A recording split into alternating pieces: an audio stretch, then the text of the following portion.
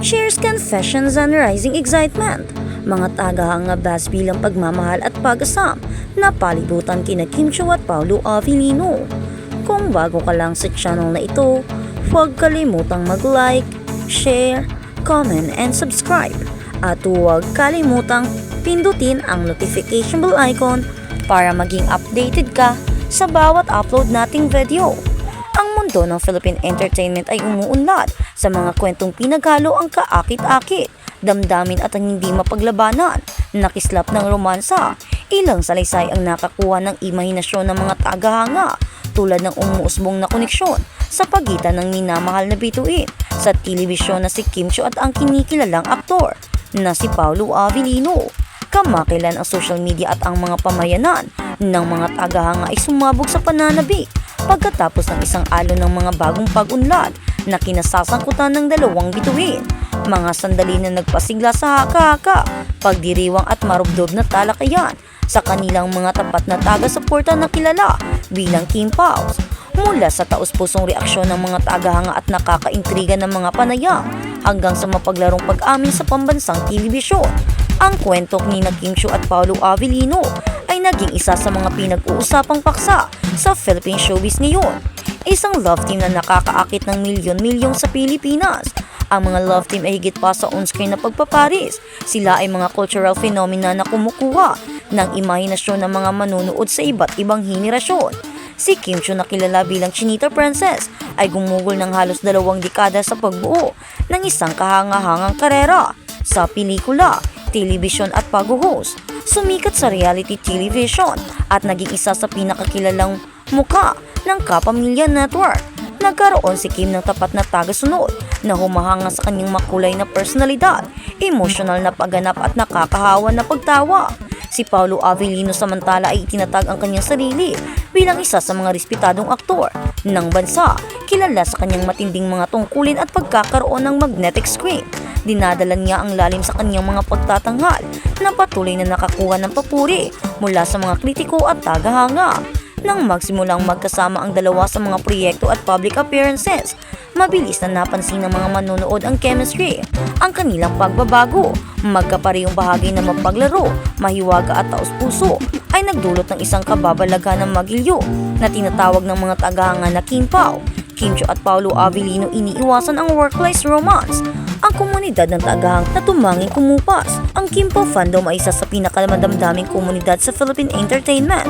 Sa buong YouTube, Facebook at TikTok at dating Twitter, libo-libong tagahanga ang nagtitipon araw-araw upang talakayin ang mga update tungkol sa kanilang paboritong pares. Ipagdiwang nila ang mga sandali ng tamis, sinusuri ang mga banayad na galaw at ipinagtatanggol ang duo laban sa pagpuna mula sa mga nag-aalinlangan. Isang tagahanga na nagkomento sa isang kamakilang update na video na kumakalat sa online ay nagpahayag ng walang patid na suporta. Let the bashers talk. Their negativity will never destroy Kim Pao. The fans knows what they see and what they feel. Ang isa pang taga-suporta ay nagpahayag ng damdamin na nagpapaalala sa mga kapwa at tagahanga na tumuon sa pagiging positibo sa halip na makipag-ugnayan sa mga online na troll. Itinatampok ng mga naturang komento ang emosyonal na pumumuhunan ng maraming tagahanga sa paglalakbay ng duo. Para sa kanila, ang pagsuporta kina Kim at Paolo ay hindi lamang entertainment. Ito ay isang shared community na binuo sa paligid ng paghanga at optimismo. Ang hamon ng online bashers gayon pa man, sa napakalaking katanyagan ay dumating ang hindi maiiwasang pagpuna. Sa edad ng social media, ang mga kilalang tao ay madalas na nahaharap sa mga alon ng hindi kilalang negativity. Napansin ng mga taga-suporta ni Kim at Paolo ang pagkakaroon ng mga account na nagkakalat ng chismis o nagpo-post ng mga negatibong komento tungkol sa mag-asawa. Naniniwala ang ilang tagahanga na ang mga account na ito ay maaaring pinapatakbo ng mga troll na naghahanap ng atensyon o pakikipag-ugnayan. Sa loob ng komunidad Kim Pao, mayroong lumalagong pinagkasunduan na ang pinakamabuting tugon ay huwag pansinin lamang ang mga ito. Huwag mo silang pansinin, isinulat ng isang tagahanga. Their goal is to create conflict. If we focus on positivity, mawawala sila. Ang pilosopiyang ito ay sumasalamin sa isang mas malawak na kilusan sa mga komunidad ng mga tagahanga na naghihikayat ng nakabubuo na suporta sa halip na online sa pagharap. Para kina Kim at Paolo, ang katapatan ng kanilang mga taga-suporta ay nananatiling isang malakas na kalasag laban sa negativity. Inihintay ng mga tagahanga ng podcast isang kaganapan na nagpapataas ng pag-asa sa mga tagahanga ay ang paparating na panayam sa bitiranong broadcast journalist na si Rico Hazon. Kilala sa kanyang maalahanin ng mga panayam at kakayahang kumuha ng makabuluhang mga insight mula sa kanyang mga bisita. Ang podcast ni Hazon ay naging isang plataforma kung saan ang mga celebrity ay madalas na nagbubukas tungkol sa mga personal at professional na karanasan. Para sa mga taga-suporta ng Kim Pao, ang panayam ay kumakatawan sa isang potensyal na sandali ng kalinawan. Sasagutin kaya ni Kim at Paulo ang tanong na ilang buwan nang itinatanong ng fans. Malapit ba silang kaibigan, creative partner o iba pa? Bagamat walang sinumang bituin ang nagkumpirma ng isang romantikong relasyon sa publiko, ang kanilang mga pakikipag-ugnayan kapwa on-screen at off ay patuloy na pumukaw ng kuryosidad. Ang ilang mga tagahanga ay naniniwala na ang misteryo mismo ay bahagi ng kaguluhan. Gat masaya sila, hindi mahalaga kung anong label ang ibigay nila. Komento ng isang taga-suporta online. Minsan ang mga aksyon ay nagsasalita ng mas malakas kaysa sa mga salita. Nabubuo ang pag-asa sa mga bagong proyekto higit pa sa personal na haka-haka. Naghahanda rin si Kim at Paulo para sa mga major entertainment projects na inaasahang makakaakit ng malaking audience. Isang pinaka-aabangang release ang ipinapalabas sa pamamagitan ng streaming platform ng ABS-CBN na nag-aalok ng maagang access sa mga tagahanga na sabik na makitang magkasama muli ang pares. Sa paglaon, inaasahang ipapalabas ang proyekto sa libreng telebisyon na posibleng umabot sa milyon-milyong manunood sa buong Pilipinas at mga komunidad sa ibang bansa. Naging trending topic na ang schedule ng release sa mga fan na sabik na sumubaybay sa bawat milestone, mula sa mga poster ng teaser hanggang sa behind the scenes footage. Para sa maraming manonood, ang apela ay nakasalalay hindi lamang sa takbo ng kwento kundi pati na rin sa dinamika sa pagitan ni Kim at Paulo. Ang kanilang chemistry ay sabi ng mga tagahanga ay parang tunay at nakakaakit sa damdamin.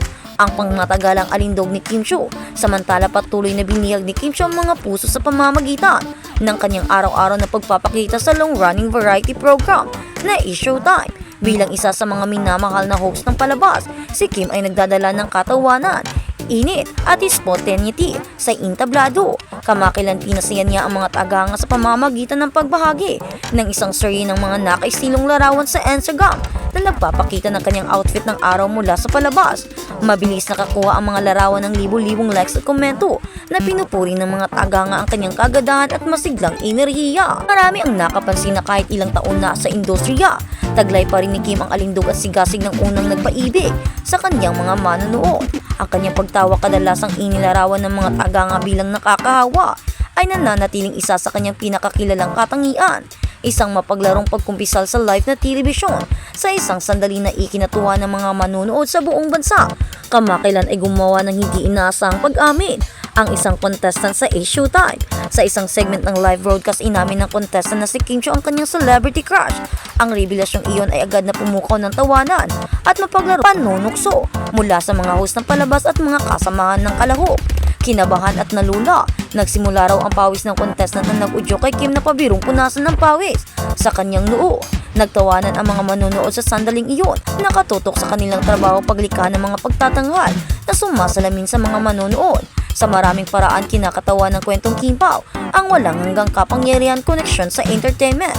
Ito ay isang kwento na hinubog hindi lamang ng dalawang mahusay na performer, kundi pati na rin ng milyon-milyong tagahanga sumusuporta sa kanila at umaasa na magkakatotoo at magkakaroon nga sila ng relasyon o meron na nga kayang relasyon hindi lang inaamin.